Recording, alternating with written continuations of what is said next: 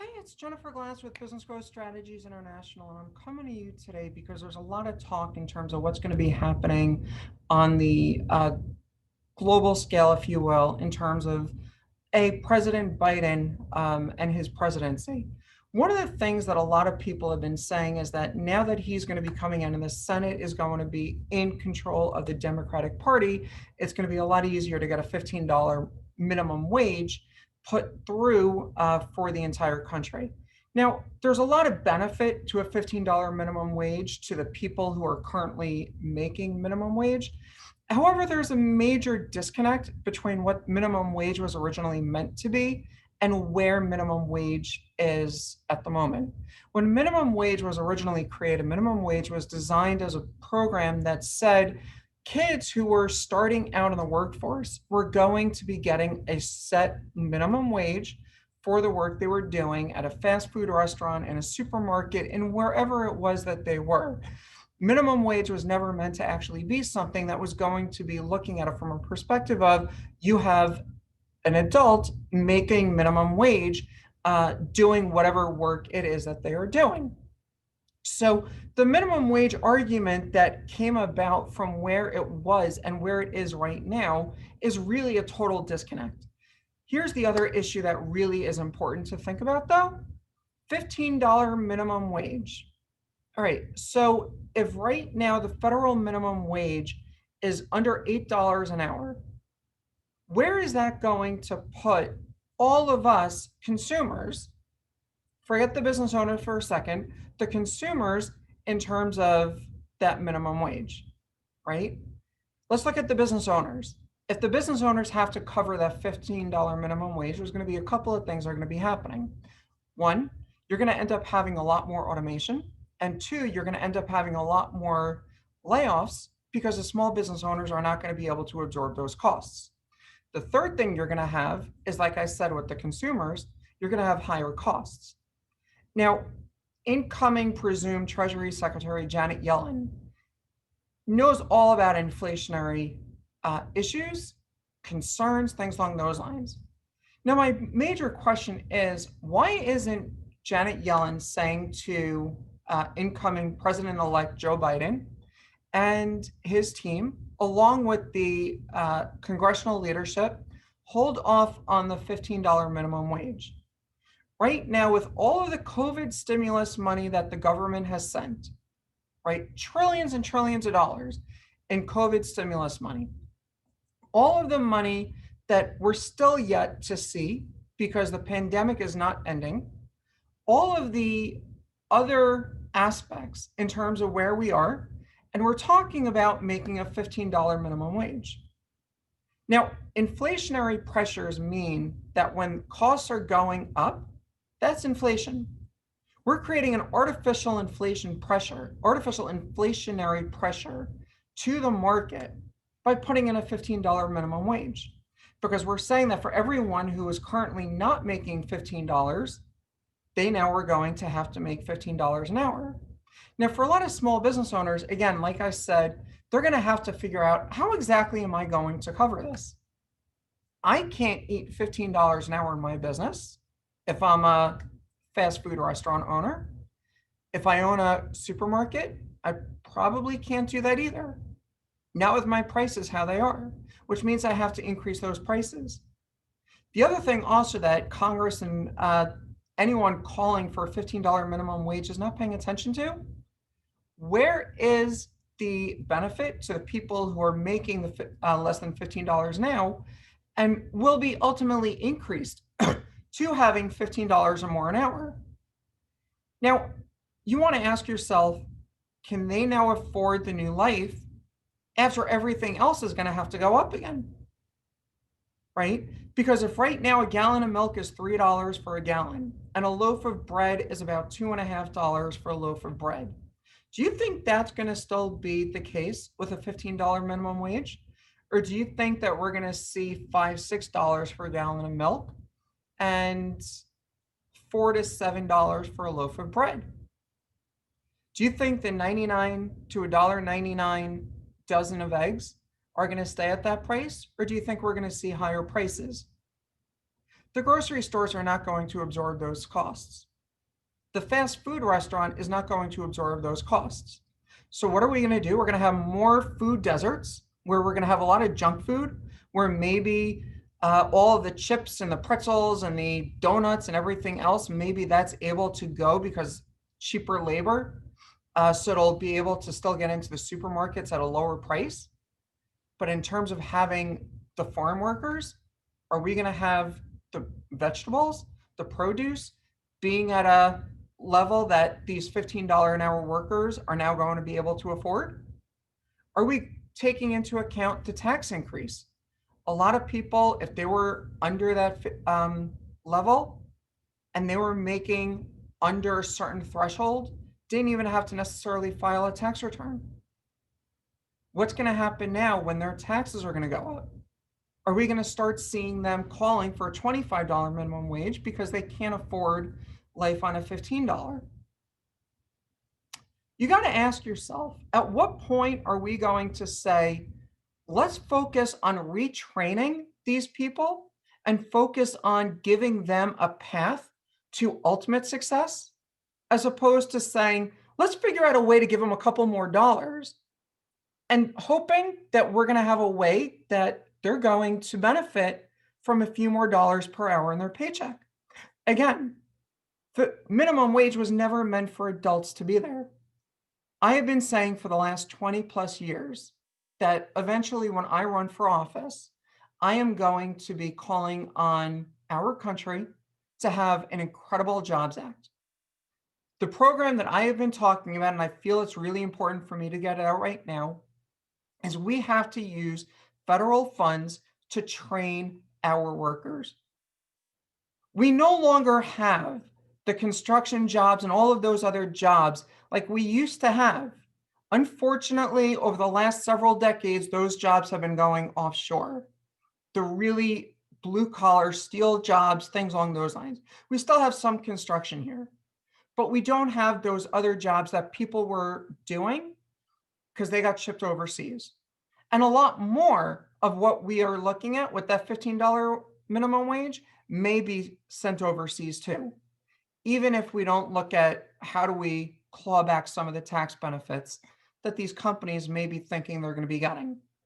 But what we need to do is we need to use federal funds to start saying, how can I get more people to go into the higher tech jobs? Medical, right now, medical records, electronic medical records, really important. There's still a lot of offices that are still using paper records, and we need to get them transformed. There's still a lot of infrastructure jobs in terms of building out our broadband reach, building out our telecommunications access, that more people can join the information superhighway and actually be getting more speed than just a dial-up modem or a DSL connection. It's important for business today to be in a position to have that. And what we found is that a lot of kids who unfortunately are being homeschooled because of COVID don't have the necessary internet in order to get access. So we need to raise even more to go out and reach all of those remote communities. We need more opportunities to get more reaches across the board in terms of a whole bunch of other infrastructure projects. Our roads, unfortunately, have seen many better days. We know exactly where we need to be and what we need to do in order for us to start finding ways that our citizens are going to have a better life. But the only way we can do that is if we start using federal policy in a way that's going to actually make sense for us instead of a way that's going to be hurting us.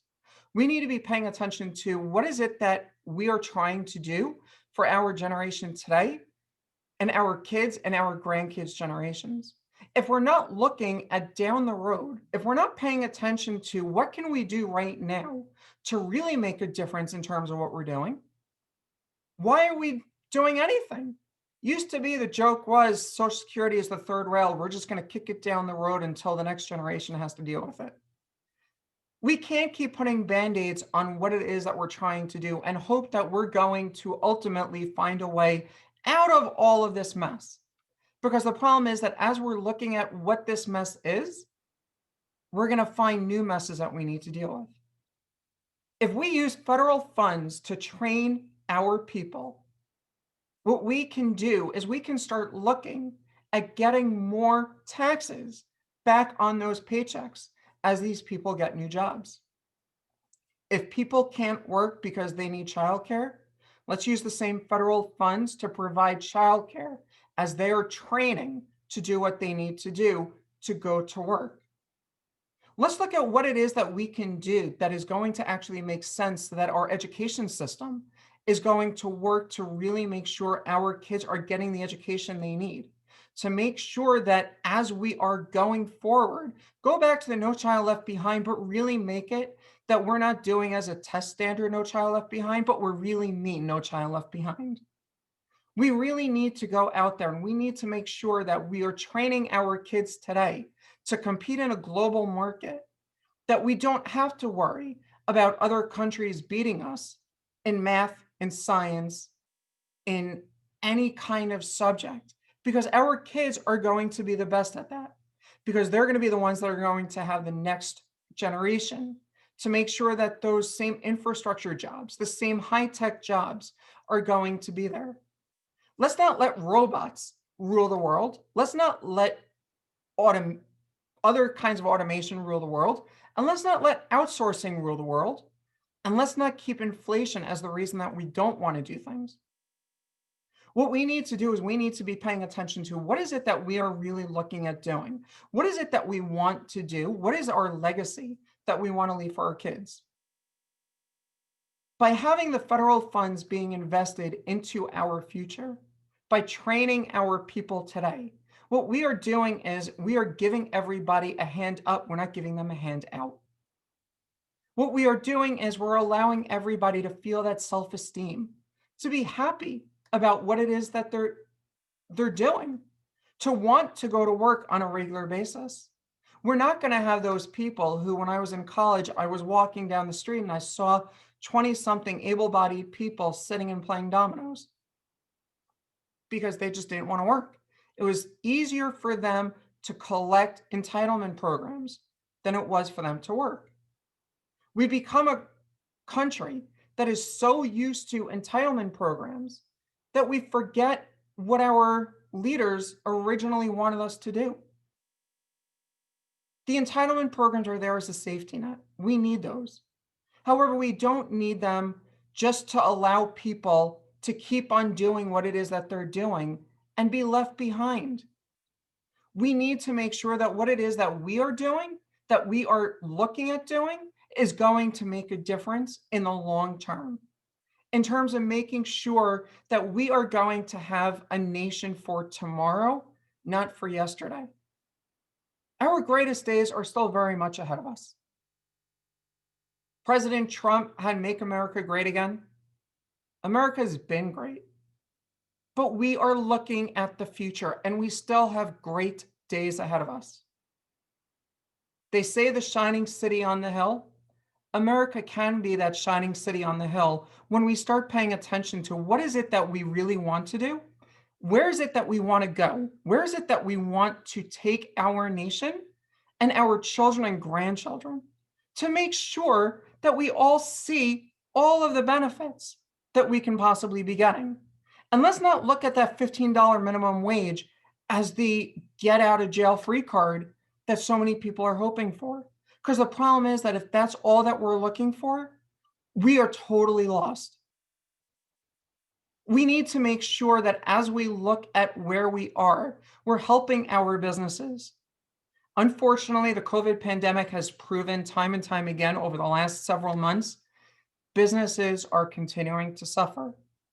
And the partisanship down in Washington is not helping anything in terms of Main Street USA. We've seen Wall Street come and hit record highs, but Main Street has been suffering. We need to be paying attention to what is it that we need to do to really help our people. We need to be looking at what is it that we can do that is going to make that difference. We need to be looking at our business community and not look at them as, let's stick it to the man. because our business community is what drives our communities. As a business coach, I've been working with clients because I'm interested in making sure that they succeed. I work with them in helping them find new ways to find new revenue sources, because they, when they grow, now hire more people. Small business is one of the biggest employers in the world, right? There's only so many big business jobs. Small business creates more jobs, more opportunity, more dollars in the communities than any of the large businesses. These same businesses, once they have more money, then have greater ability to donate and participate in more community programs. These community programs, things like your PBA, your volunteer ambulance corps, your churches, synagogues, mosques, other religious programs. These programs that are out there that are designed for social services, and the community at large programs. Programs like St. Jude, fighting to stop childhood cancer, which I absolutely love, and I totally have been supporting them for so long. Programs just like them that need our help. These businesses, when they have more money because customers are coming to them and buying from them, are then able to do even more and reach more people and help more people. And we can be that shining city on the hill. But we can't rely on doing it on the backs of our businesses. And all too often, we've kept on going back, oh, we have to have the businesses do more. We have to tax the wealthy because they have to pay their fair share. I'm not saying they don't or that they shouldn't. I'm saying we have to look at what makes sense to help our people. What we have to do is we have to stop relying on these entitlements. We have to stop allowing people who are defrauding the system. And there's plenty of people who unfortunately have been. We need to stop that. We need to be looking at what is it that we really can do. We need to stop putting Band-Aids on, like I said, and start focusing on real problem-solving issues. The more that we can do, the more that we can look at exactly where we're going to get there, and we do have many great days ahead. Again, I am Jennifer Glass. Here's looking to America's future and all of our success.